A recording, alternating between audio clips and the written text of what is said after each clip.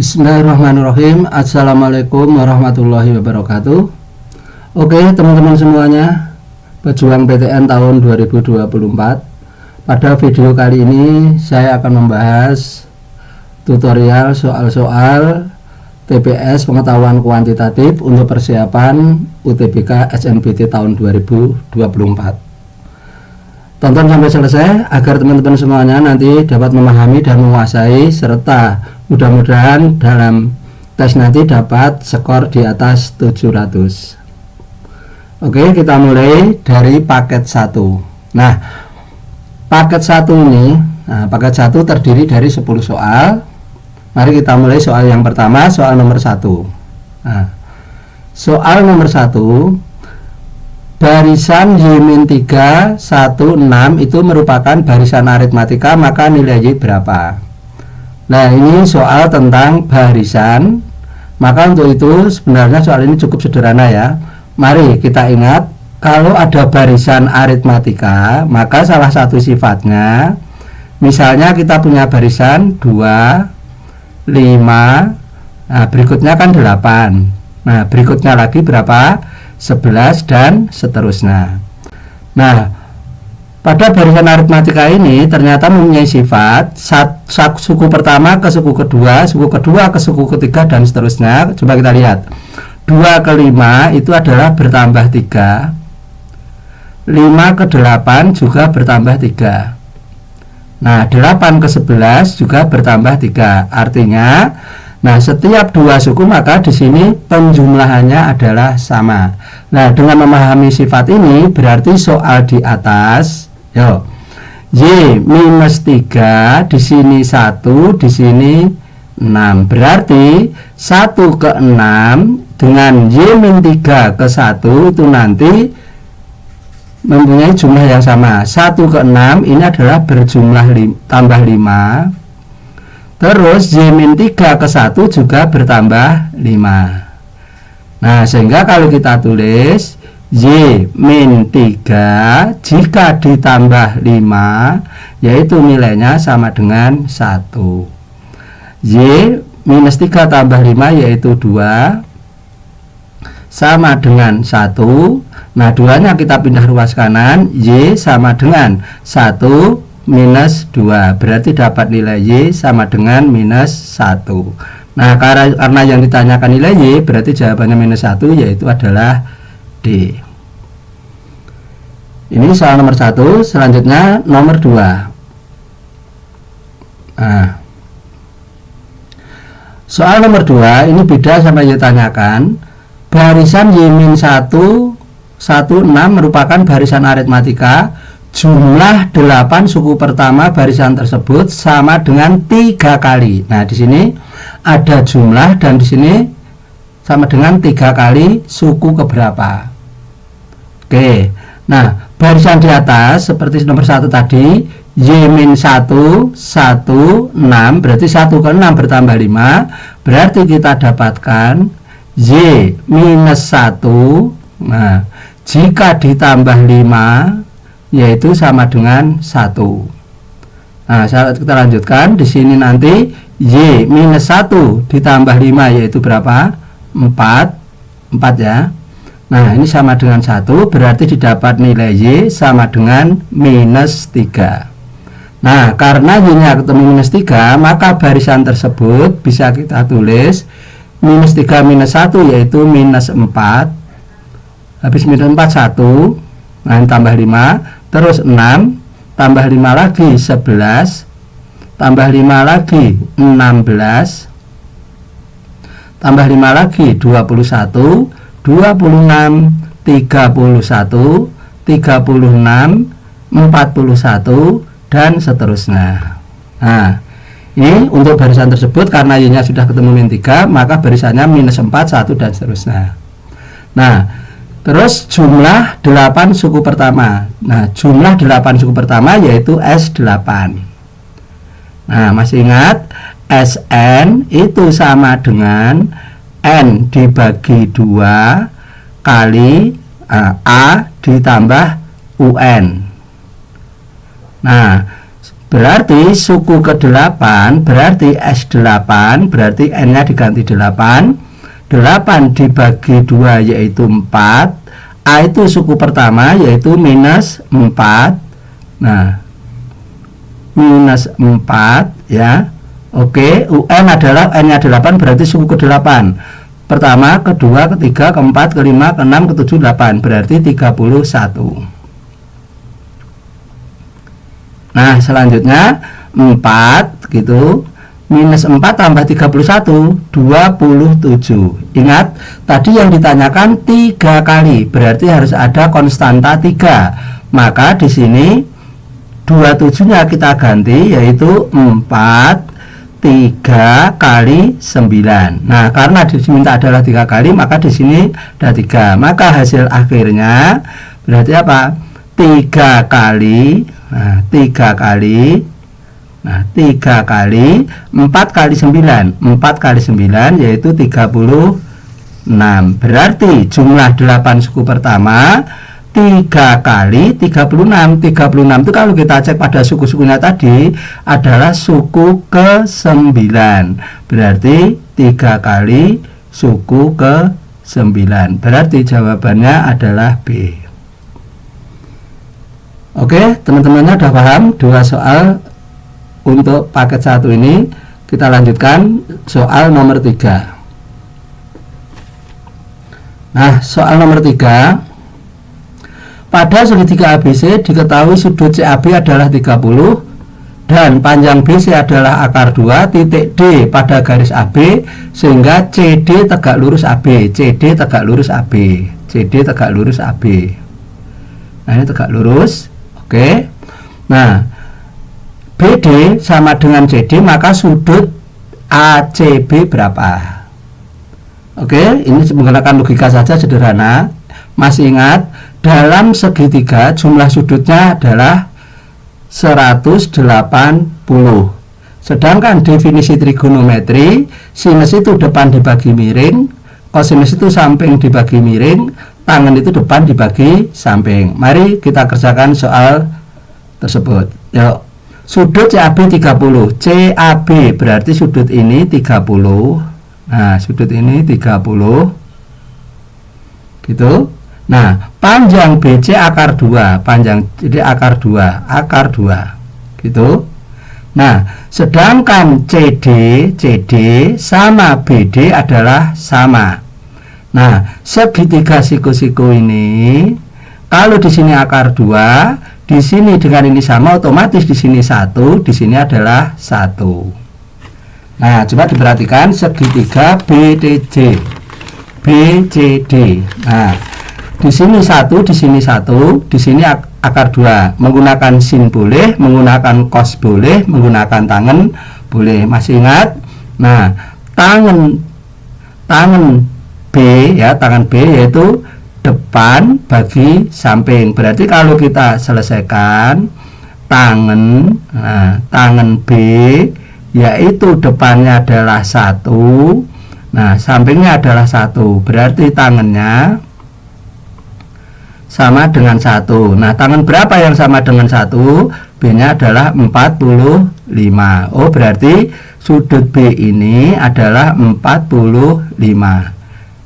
Nah, yang terakhir, karena di sini 30, di sini 45, jika kita jumlahkan dengan sudut C, maka jumlahnya harus 180. Jadi 30 tambah 45 75, berarti 75 ditambah C 180 atau 180 dikurangi 75. Jadi kalau kita tulis sudut A ditambah sudut B ditambah sudut apa? C, yaitu sama dengan 180 gitu. Sudut A nya yaitu 30, sudut B nya yaitu 45, sudut C nya ditanyakan sama dengan 180, sehingga didapat sudut C sama dengan 105. Nah, 105. Nah, sehingga sudut C ini adalah 105. Jadi sudut CAB adalah 105. Berarti jawabannya adalah C. Oke, kita lanjutkan soal berikutnya. Nomor 4, fungsi G dan fungsi H didefinisikan sebagai berikut. Gx adalah x minus 2, Hx adalah minus 4 minus 2x minus e kuadrat. Jumlah absis kedua titik potong grafik antara fungsi G dan H adalah berapa? Nah, di sini fungsi G yaitu memotong. Nah, fungsi G memotong fungsi H. Nah, ini dapat kita tulis persamaannya x minus 2 sama dengan min 4 min 2x minus e kuadrat. Kalau kita pindah ruas kanan, e kuadrat ya, minus e kuadrat pindah ruas kiri e kuadrat, minus 2 berarti dipindah menjadi 2x, minus 4 berarti ditambah 4. Ruas kiri masih ada, yaitu apa? X. Nah, x yaitu dikurangi 2 sama dengan 0. Selanjutnya kita sederhanakan, e kuadrat 2x tambah x berarti 3x. Nah, 4 dikurangi 2 yaitu adalah 2 sama dengan 0. Nah, dari sini kita kembali ke soal jumlah absis. Absis itu kan x, di sini adalah persamaannya x pangkat 2. Artinya apa? Absis itu adalah x1 tambah x2. Ingat sifat-sifat akar, x1 ditambah x2 itu sama dengan min b per a gitu. Nah, dalam hal ini b nya adalah 3 berarti minus 3, a nya adalah 1 berarti minus 3 dibagi 1 yaitu sama dengan minus 3. Jadi jumlah absis kedua titik potong tersebut adalah minus 3, yaitu jawabannya adalah D. Soal nomor 5. Daerah asal atau domain dari fungsi fx sama dengan akar 3 min x adalah berapa? Ini mencari domain atau daerah asal. Nah, kita ingatkan, nah, kalau ada fx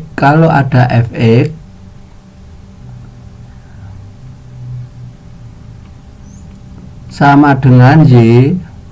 Nah, ini yang dimaksud domain yaitu adalah x. Sedangkan kodomennya nah, ini adalah y. Oke. Nah, yang kedua, jika ada akar, sifat akar, misalnya akar a, di dalam akar tentunya tidak boleh negatif, tapi 0 boleh, maka di dalam akar itu harus lebih besar sama dengan 0. Nah, sehingga soal di atas fx sama dengan akar gitu 3 minus x. Nah, 3 minus x di dalam akar, maka 3 minus x itu harus lebih besar sama dengan 0. Minus x, 3-nya kita pindah ke ruas kanan, yaitu menjadi minus 3. Nah, ingat, ini adalah minus x, adalah domainnya adalah x. Nah, kalau kita bagi negatif dalam pertidaksamaan, tandanya kita balik. Nah, lebih kecil sama dengan bagi min 1 yaitu 3. Jadi domainnya adalah x kurang dari 3, maka jawabannya adalah C. Oke. Soal selanjutnya, soal nomor 6. Nah, garis pertama melalui titik 3,1 dengan bergradien minus setengah. Sedangkan garis kedua yaitu melalui titik min 2,1 dan 1,7. Kedua garis tersebut berpotongan di titik A, B. Berapa nilai A dikurangi B? Oke, teman-teman semuanya, di sini tentang garis. Mari kita selesaikan. Nah, garis pertama saya beri nama G1. Nah, melalui 3,1 berarti persamaannya Y min Y1 sama dengan M gitu, X minus apa? X1. Nah, kalau kita lanjutkan, Y min Y1 adalah 1, gradiennya adalah min setengah, X dikurangi 3. Selanjutnya berarti Y minus 1 sama dengan, kita kalikan minus setengah kalikan X adalah min setengah X, minus kali minus yaitu positif yaitu 3/2, sehingga kita dapatkan hasil akhir Y sama dengan min setengah X. Nah, min setengah X plus 3/2, minus 1 pindah kanan menjadi 1, berarti kita dapatkan G1 nya Y sama dengan min setengah X ditambah 3/2 tambah 1 yaitu 5/2. 5/2 ini G1 nya. Nah, sedangkan G2 nya adalah melalui titik min 2,1 dan 1,7. Nah, untuk menentukan garis G nya sangat sederhana, yaitu kita susun titiknya min 2,1 terus 1,7. Nah, dengan cara ditumpuk ini kita kurangi, minus 2 kurangi 1 yaitu minus 3. Ingat, yang kiri adalah punyanya Y, sama dengan 1 dikurangi 7 minus 6. Kalau yang di sini koefisiennya Y, otomatis ini koefisien apa? X. Nah, langkah terakhir, pojok kali pojok minus 14, pojok kali pojok yaitu 1. Berarti minus 14 kurangi 1 minus 15. Kita sederhanakan, kita bagi min 3, berarti Y sama dengan dibagi min 3, bagi min 3 adalah 2X, bagi min 3 adalah 5.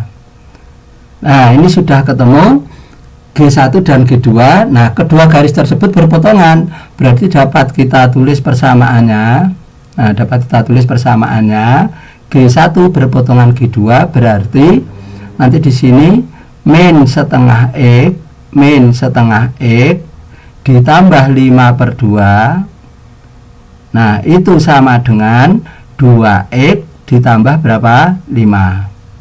Oke, untuk memudahkan perhitungan kita kalikan 2 berarti minus X, kita kalikan 2 berarti 5, kita kalikan 2 berarti 4X, kita kalikan 2 berarti berapa? 5 kali 2 10. Nah, kita sederhanakan lagi, 4X nya pindah ke kiri menjadi min 5X, sedangkan 5 pindah kanan, 10 dikurangi 5 adalah 5. Berarti kita dapatkan X nya yaitu sama dengan 5 bagi min 5 berarti min 1. Nah, kalau X nya ada ketemu, berarti mencari apa? Y. Boleh dimasukkan G2, boleh dimasukkan G1, yang sederhana G2. Nah, G2 nya Y sama dengan 2X plus 5, X nya minus 1, X nya minus 1, berarti minus 1 kali 2 minus 2 tambah 5, berarti Y nya didapat 3. Gitu ya. Nah, sehingga X nya sebagai A, berarti A nya sama dengan 1, Y nya sebagai B, berarti A nya adalah min 1.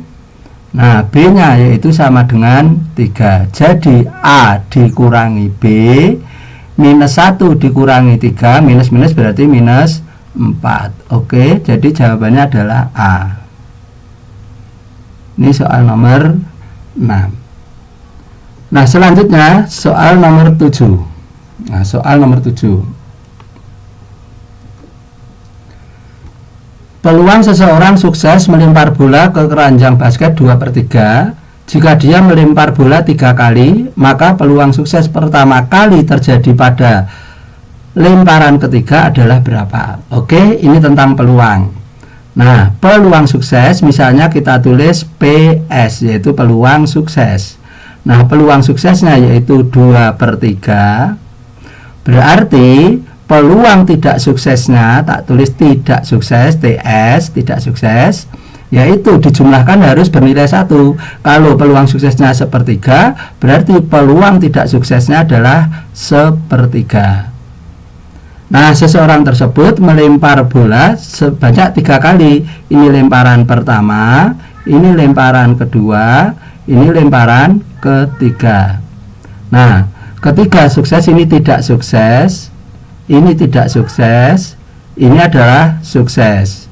Maka peluangnya adalah 2/3. Ya, tidak sukses berarti 1/3, tidak sukses lagi yaitu sepertiga, sukses yaitu 2/3. 2/3. Nah, kalau kita kalikan 1 kali 1 kali 2 yaitu 2, 3 kali 3 kali 3 yaitu 27. Berarti peluang sukses pertama kali terjadi pada lemparan ketiga yaitu 2/27. Berarti jawabannya adalah A. Oke, soal selanjutnya.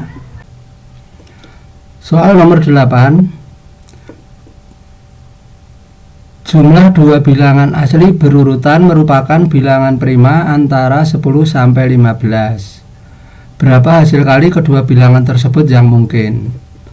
Oke, teman-teman semua, ini ada tipe jawaban 1, 2, 3, 4. Hati-hati. Di sini A jika 1, 2, 3 benar, B 1, 3 benar, C 2, 4 benar, D 4 saja benar, sedangkan E adalah semua pilihan adalah benar.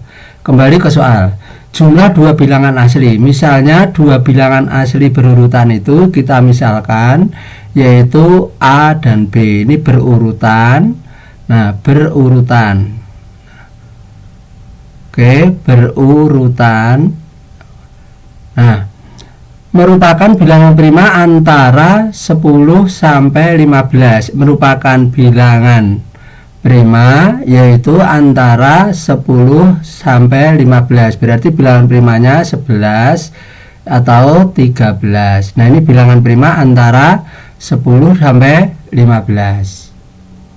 Oke. Nah, dua bilangan asli tersebut berapa? Nah, ternyata di sini ada 2 antara 11 dengan berapa? 13. Nah, kalau angka 11 atau bilangan 11 ini adalah penjumlahan bilangan berurutan, yaitu penjumlahan antara 5 dan 6. Nah, 5 dan 6 ini ada urutan, sedangkan dijumlahkan adalah 11. Maka memenuhi soal, berarti A-nya adalah 5, B-nya adalah 6. Berarti A kali B sama dengan 30. Maksudnya begitu. Nah, yang kedua, di sini bilangan asli antara 11 sampai 15, yang kedua yaitu 13. Nah, 13 itu penjumlahan dua bilangan yang berurutan yaitu 6 dan 7. Nah, 6 dan 7 ini berurutan, dijumlahkan adalah 13. Maka A-nya adalah 6, B-nya adalah 7. Maka kalau dikalikan A kali B adalah 42. Maka hasil kali kedua bilangan tersebut yang mungkin 30 dan 42. Berarti yang betul adalah 1 dan 3. Berarti jawabannya adalah B. Nomor 9. Nilai rata-rata ujian matematika dari 11 siswa adalah 76. Amir ikut ujian susulan sehingga rata-ratanya menjadi 76,5. Manakah hubungan yang benar antara kuantitas P dan kuantitas Q berikut ini? Nah, teman-teman semua, soal tipe jawaban seperti ini adalah membandingkan kuantitas P dan kuantitas Q, di mana P adalah nilai Amir, Q adalah 85. Nah, soal ini ternyata merupakan rata-rata gabungan. Caranya bagaimana? Saya kasih tips sebagai berikut kalau ada rata-rata gabungan. Nah, gunakan ini. Nah, misalnya di sini rata-rata 1, di sini rata-rata 1, di sini rata-rata 2, di sini rata-rata 2. Antara rata-rata 1 dan 2 ini yaitu rata-rata gabungan. Nah, cara menggunakannya, antara rata-rata 1 sampai rata-rata gabungan itu nanti banyaknya rata-rata 2, sedangkan antara rata-rata gabungan sampai rata-rata 2 itu banyaknya rata-rata 1. Mari kita lihat soalnya. Nilai ujian rata-rata 11 siswa, berarti 11 siswa. Nah, 11 siswa rata-ratanya 76. Berarti letaknya rata-ratanya 76, kita silang, berarti di sini 76. Nah, Amir ikut ujian susulan. Amir kan 1 orang, berarti 1 orang ikut ujian susulan. Nah, nilainya berapa jika rata-rata gabungannya adalah 76,5. 76,5. Oke, caranya yaitu kita lihat antara interval rata-rata 1 sampai rata-rata gabungan sampai rata-rata 2. Mari kita lihat. 76,5 sampai 76, yaitu intervalnya adalah 0,05. 0,5. Nah, sedangkan antara ini sampai sini berapa? Nah, cara menentukan kita konversi dari atas ke bawah. Nah, di sini intervalnya 1 ya. Nah, ini intervalnya 1, 1 berarti dikonversi 0,5. Kalau 11 berapa? Kan begitu. 1 0,5 artinya dikalikan 0,5. Jadi 1 kalikan 0,5 0,5. Sedangkan 11 kalikan 0,5 atau setengah yaitu 5,5. Nah, cara ngitungnya 76, di sini 76, di sini adalah setengah. Di sini adalah 76,5 atau 76 setengah. Berarti kanan ke kiri adalah dijumlahkan. Terus kalau sini 76 setengah, di sini 5 setengah, di sini 5 setengah. Kalau kita jumlahkan yaitu 82. Nah, 82. Berarti nilai Amir adalah 82. Berarti nilai Amir yaitu 82. Sedangkan Q-nya adalah 85. Jadi P itu kurang dari apa? Q. Maka jawabannya yaitu adalah B. Oke, ini cara mengerjakan soal rata-rata gabungan. Selanjutnya soal nomor 10. Nah, pada paket ini 10 soal ini nanti bisa dipakai untuk referensi. Nah, nomor 10, perhatikan gambar berikut. Perhatikan gambar berikut.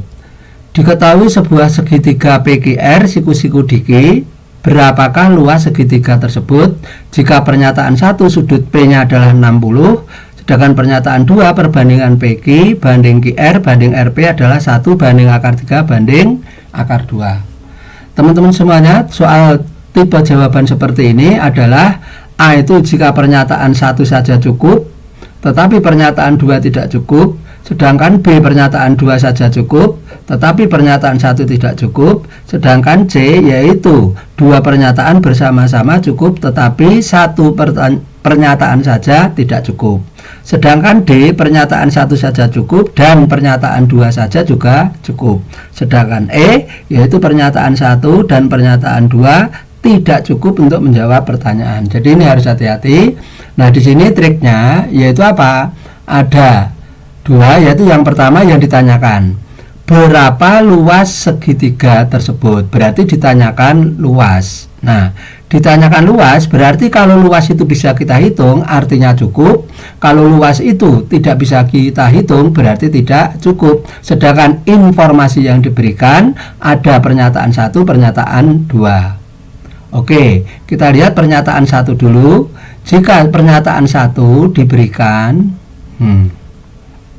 sudut P yaitu adalah 60 derajat. Nah, 60 derajat. Oke, kalau kita lihat ada segitiga siku-siku begitu. Nah, di sini adalah P. Nah, di sini adalah P, di sini adalah Q, di sini adalah apa? R. Nah, jika P-nya 60, P-nya adalah 60, sedangkan Q-nya siku-siku adalah 90, otomatis di sini yaitu berapa?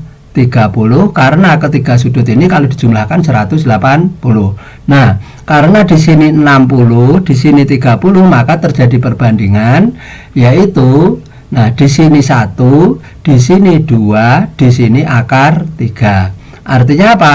Kalau sudut P-nya 60 dan sudut Q-nya 90, pasti sudut R-nya berapa? 30, sehingga didapatkan alas dan didapatkan tinggi. Berarti pernyataan 1 ini adalah cukup. Nah, cukup ya.